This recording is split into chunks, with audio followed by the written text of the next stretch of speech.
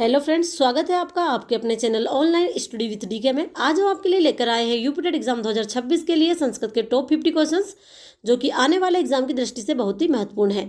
यहाँ पर all previous year question आपको देखने को मिलेंगे, तो वीडियो को पूरा देखना है, स्किप नहीं करना है और अंत तक आपको बने रहना है। तो चलिए देखते हैं आज का हमारा पहला प्रश्न।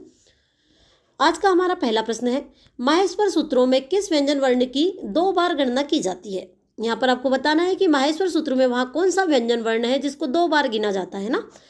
अणा है, हा है, जा है या फिर शा है। तो राइट आंसर हो जाएगा हमारा हा वर्ण, है ना। माहेश्वर सूत्रों में हा वर्ण की गणना 2 बार की जाती है ना।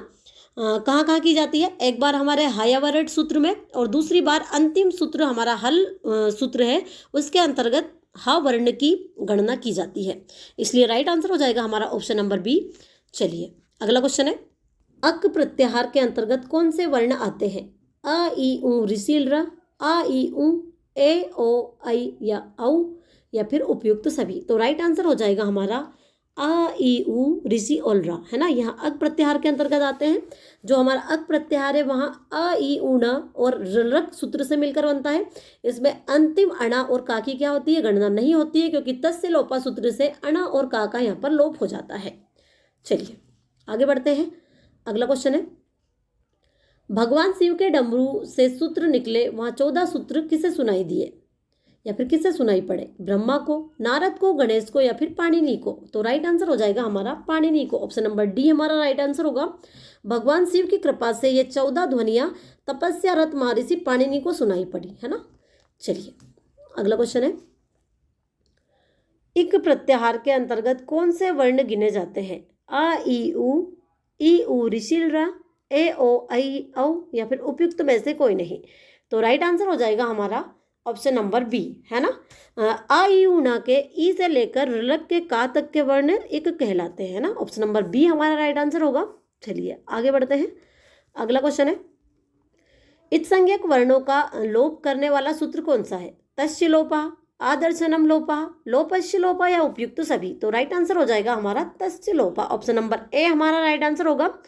तस्य लोपा सूत्र से जिस वर्ण की इत संज्ञा होती है वहां पर तस्य लोपा सूत्र से ही उसका लोप हो जाता है ना।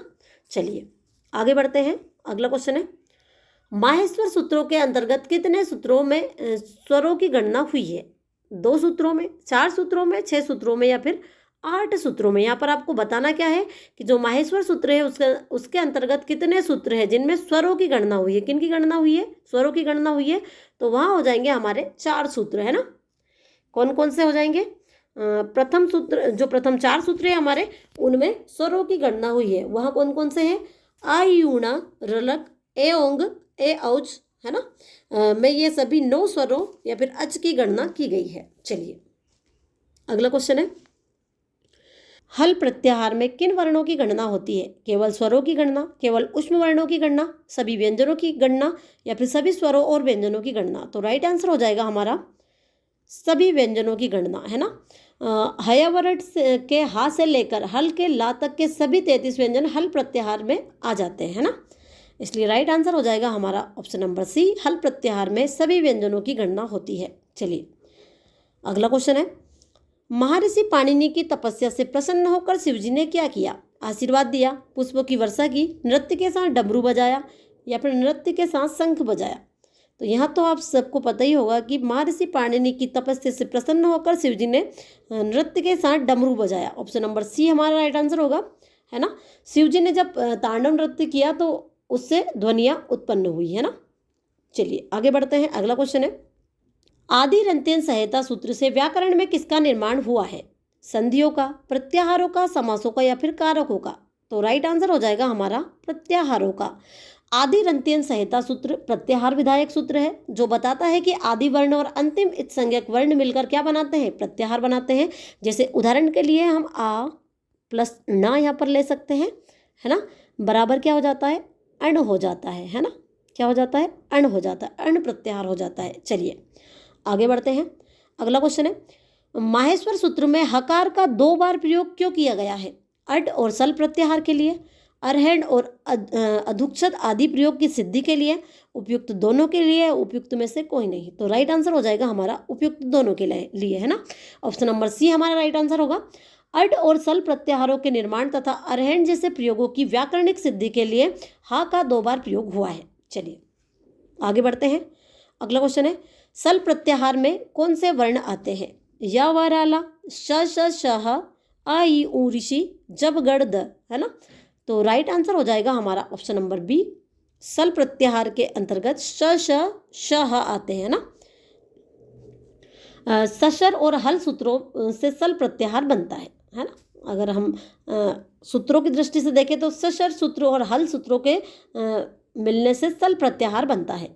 चलिए अगला क्वेश्चन है, माहेश्वर सूत्र का अपर नाम क्या है? यहाँ पर आपको माहेश्वर सूत्र का अपर नाम बताना है।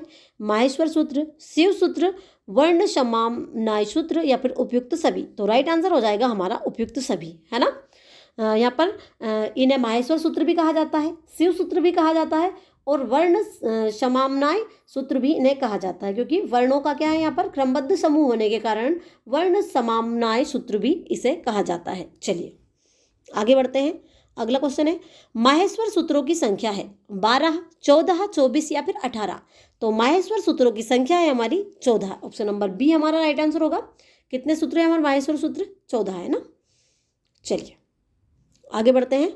अगला क्वेश्चन है, माहेश्वर सूत्रों में इस संज्ञक वर्णों का दूसरा नाम क्या है? स्वर, व्यंजन, अनुबंध या फिर प्रत्याहार। तो राइट आंसर हो जाएगा हमारा अनुबंध। ऑप्शन नंबर सी हमारा राइट आंसर होगा, है ना। सूत्रों के अंत में आने वाले इस संज्ञक वर्णों को व्याकरण शास्त्र में अनुबंध भी कहा जाता है। चलिए आगे बढ़ते हैं। अगला क्वेश्चन है, इत संज्ञा करने वाला सूत्र है। इत संज्ञा करने वाला सूत्र कौन सा है? हलंत्यम, तस्य लोपा, हलो अनंतरा या फिर अचो अंत्यादि। तो राइट आंसर हो जाएगा हमारा हलंत्यम, है ना। ऑप्शन नंबर ए हमारा राइट आंसर होगा।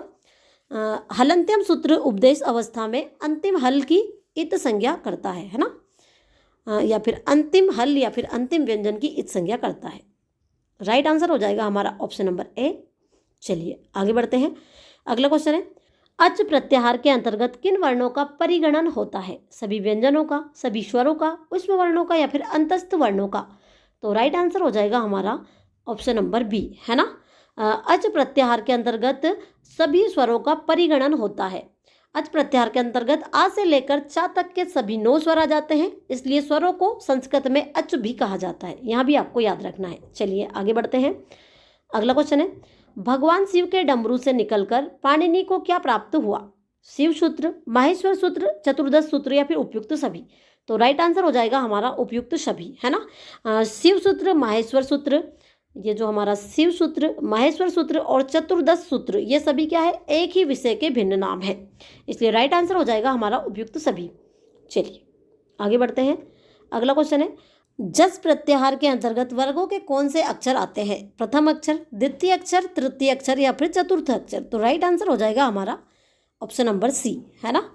जस प्रत्याहार में जवगढ़ सूत्र में वर्गों के तीसरे अक्षर जबगढ़ द आते हैं, है ना, इसलिए राइट आंसर हो जाएगा हमारा ऑप्शन नंबर सी।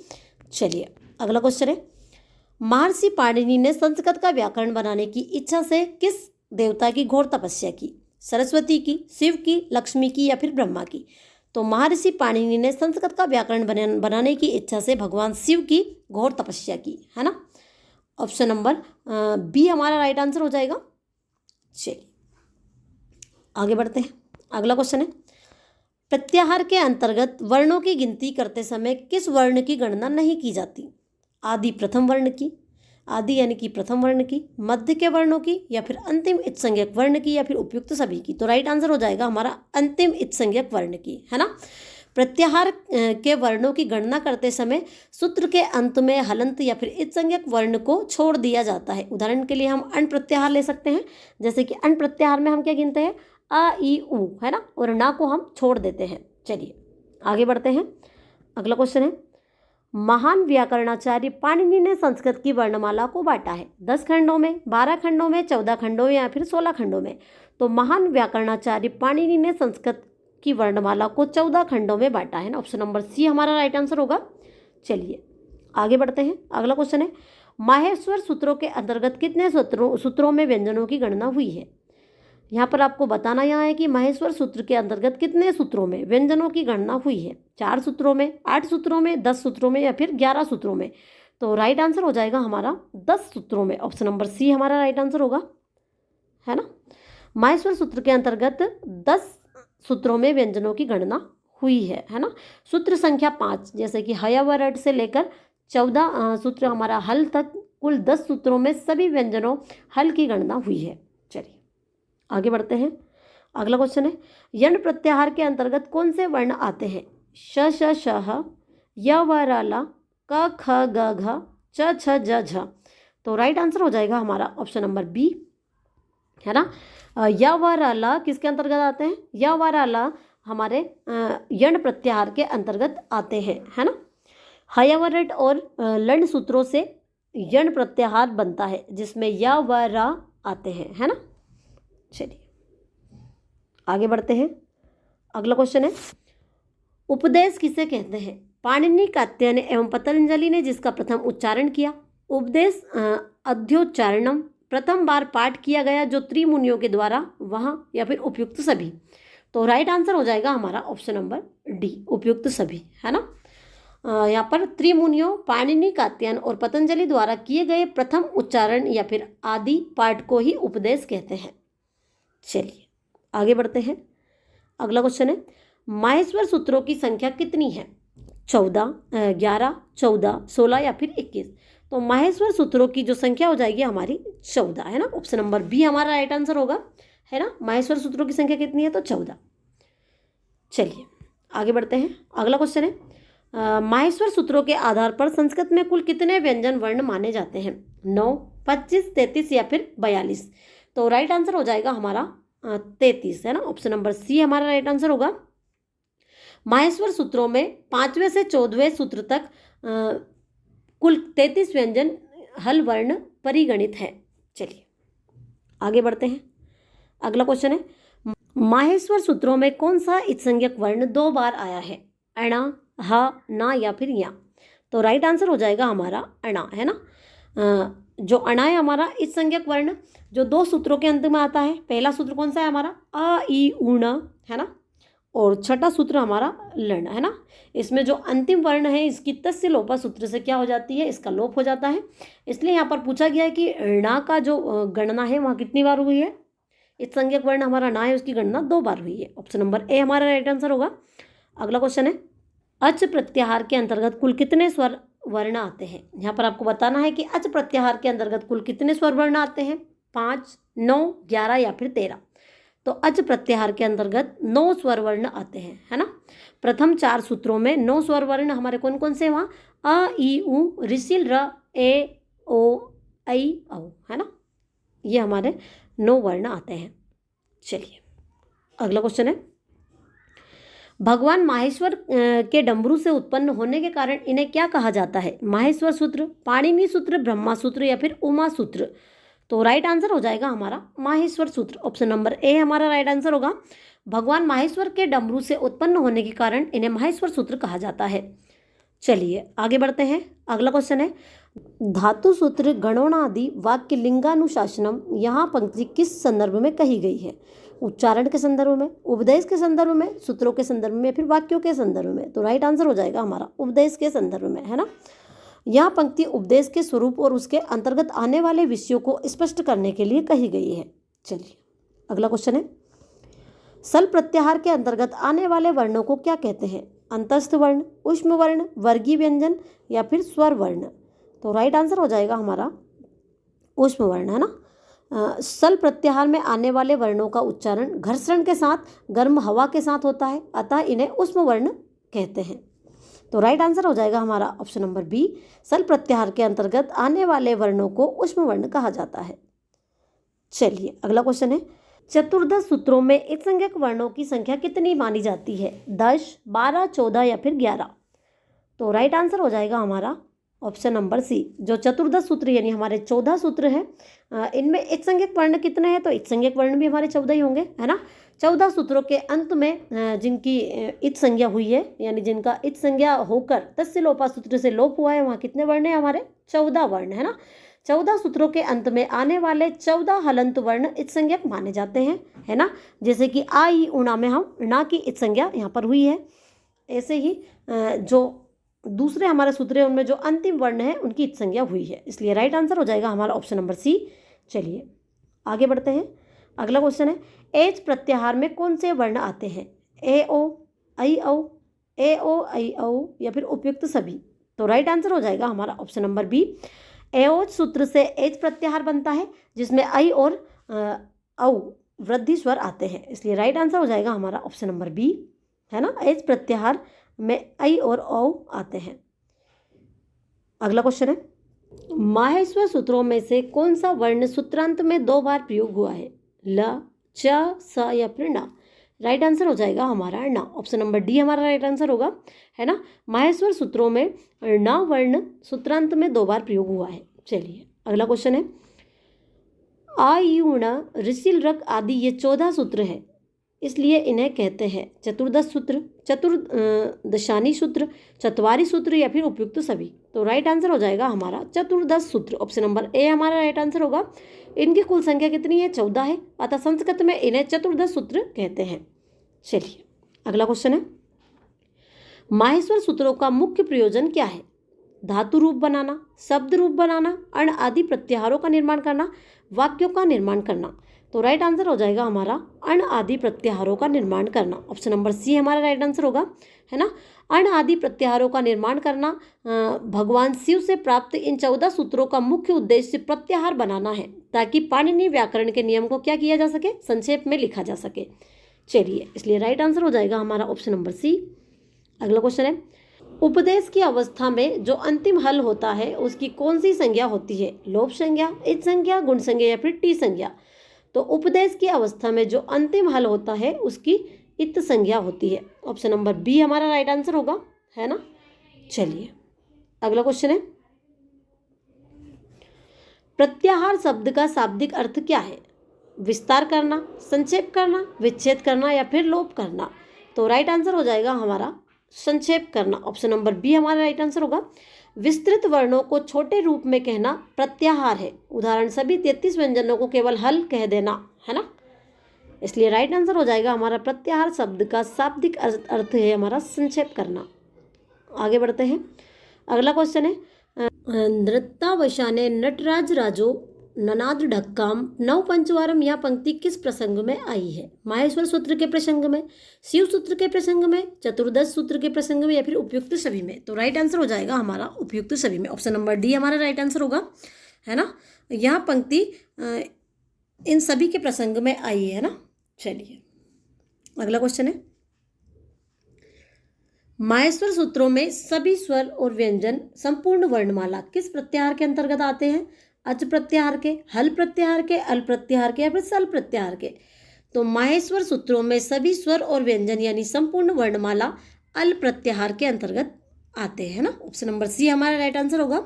अल प्रत्याहार पहले सूत्र आ ई ऊणा के आ से शुरू होकर 14वें सूत्र हल के ला तक चलता है ना, जिसमें पूरी वर्णमाला आ जाती है। चलिए अगला क्वेश्चन है जिस वर्ण की इच संज्ञा होती है उसका होता है, क्या होता है? उसका गुण होता है, वृद्धि होती है, संप्रसारण होता है या फिर लोप होता है। तो यहाँ पर जिस वर्ण की इच संज्ञा होती है उसका तस्य लोपा सूत्र से लोप हो जाता है ना, ऑप्शन नंबर डी हमारा राइट आंसर होगा। इच संज्ञक वर्ण केवल प्रत्याहार बनाने में सहायक होते हैं, कार्य पूर्ण होने पर इनका क्या हो जाता है? लोप हो जाता है। उदाहरण के लिए जैसे हम अण ले सकते तो अण प्रत्याहार में ना का क्या हो जाता है? लोप हो जाता है। चलिए अगला क्वेश्चन है वर्गों के पंचमा अक्षर यानी इंगा य न न म माहेश्वर सूत्रों में किस सूत्र में आते हैं? यमंगणनम में, झभायम में, घड़ दस में या फिर खप छटत चट तव में। तो राइट आंसर हो जाएगा हमारा यमंगणनम में, है ना, ऑप्शन नंबर ए हमारा राइट आंसर होगा, है ना। 7वें माहेश्वर सूत्र यमंगणनम में वर्गों के का वर्ग, चा वर्ग आदि सभी पंचम अनुनासिक अक्षर आते हैं, इसलिए राइट आंसर हो जाएगा हमारा ऑप्शन नंबर ए।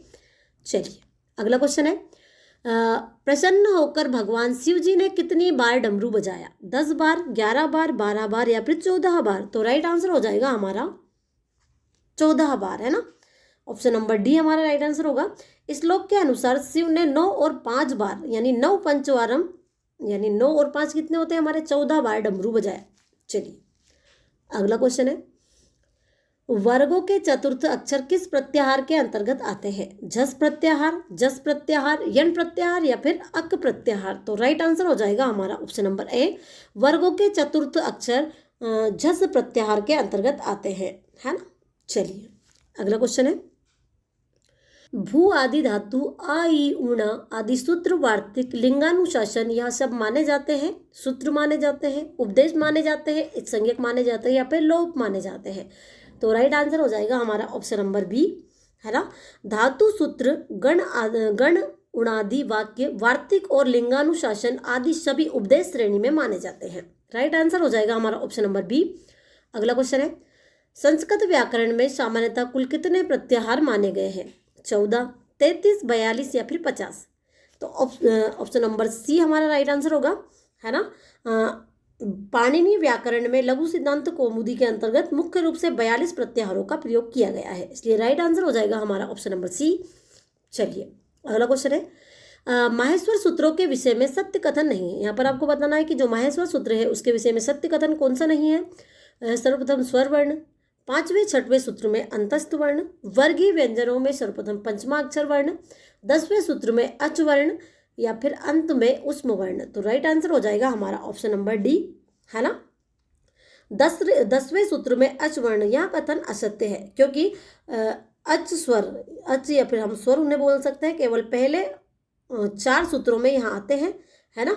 पहले 4 सूत्रों में अच वर्ण, अच या फिर स्वर वर्ण हमारे आते हैं और बाकी जो 10वां सूत्र है हमारा जवगढ़ 10, उसमें व्यंजन वर्ण आते हैं, इसलिए राइट आंसर हो जाएगा हमारा ऑप्शन नंबर डी। चलिए अगला क्वेश्चन है, एंग प्रत्याहार में कौन से वर्ण आते हैं? ए ओ, आई औ, ए आई ओ या फिर औ। तो राइट आंसर हो जाएगा हमारा एंग प्रत्याहार में ए और ओ वर्ण आते हैं ना। एओंग सूत्र से एंग प्रत्याहार बनता है, किससे बनता है? एओंग सूत्र से बनता है, जिसमें केवल ए और ओ गिने जाते हैं, इसलिए राइट आंसर हो जाएगा हमारा ऑप्शन नंबर ए। चलिए अगला क्वेश्चन है, महर्षि पाणिनि ने संस्कृत की वर्णमाला को विभाजित किया 12 खंडों में, 14 खंडों में, 16 खंडों में या फिर 18 खंडों में। तो महर्षि पाणिनि ने संस्कृत की वर्णमाला को 14 खंडों में विभाजित किया, ऑप्शन नंबर बी हमारा राइट आंसर होगा। चलिए अगला क्वेश्चन है, अगला और लास्ट क्वेश्चन है, माहेश्वर सूत्रों के अनुसार अंतस्थ वर्णों का सही क्रम क्या है? या रा ला वा, या वा रा ला, वा या रा ला रा वा या, है ना। तो राइट आंसर हो जाएगा हमारा ऑप्शन नंबर बी, है ना। माहेश्वर सूत्रों के अनुसार अंतस्थ वर्णों का सही क्रम है हमारा या व रा ला, है ना। इसमें जो हयावरट है उसके अनुसार या व रा ला इसका सही क्रम होता है, जबकि हिंदी वर्णमाला में या रा ला वा होता है ना।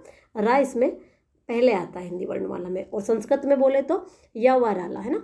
तो ये थे हमारे टॉप 50 क्वेश्चंस जो कि यहीं पर खत्म होते हैं। वीडियो अच्छी लगी हो तो वीडियो को लाइक, चैनल को सब्सक्राइब जरूर कीजिएगा। मिलते हैं आपसे अगले वीडियो में, तब तक के लिए धन्यवाद।